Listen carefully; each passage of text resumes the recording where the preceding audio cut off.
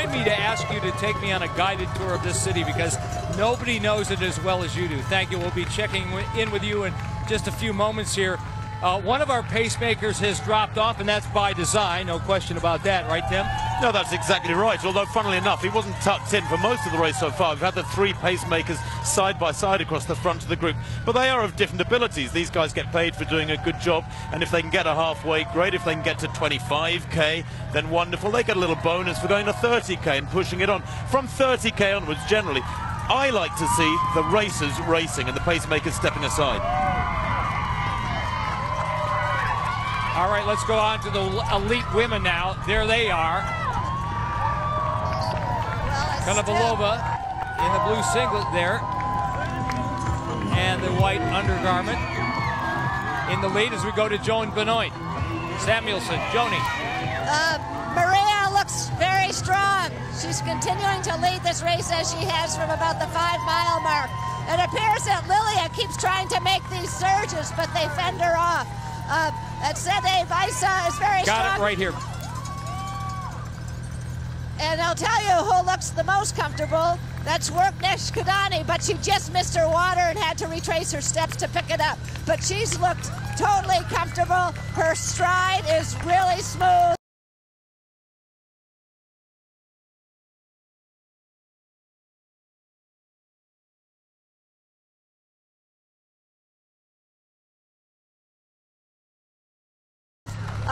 And I'm not counting her out yet as one of my pre-race favorites.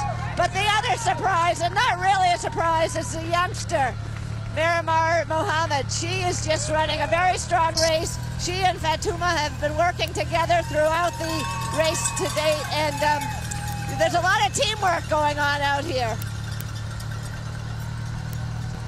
107.31 for the women at 20 kilometers. And Maria Konovalova, an interesting story, too. You talk about a gutsy female runner, thyroid cancer survivor, 2 surgeries back in 2000 and 2002. She fought hard, got herself back in shape, and here she is right now here in Chicago.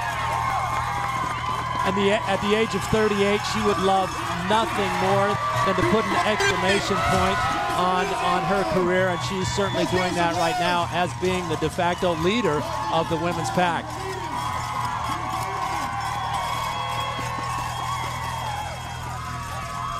Kind of weird the way Konovalov is so happy to stay there at the front, and I thought there might be more male runners around them. You think these ladies are moving at about 2:22 tempo. I thought they actually might have more men helping them along, in effect unelected pacemakers for the men, for the women.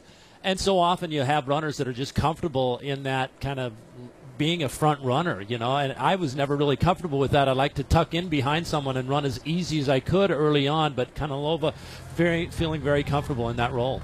You know, guys, to many people, finishing a marathon, as you guys both well know, is a metaphor for life, overcoming adversity, achieving a goal. One such person is 39-year-old Kirk Disrud from Mundelein, who just a year ago, after suffering a debilitating stroke, today he and his wife run, looking to go 26.2.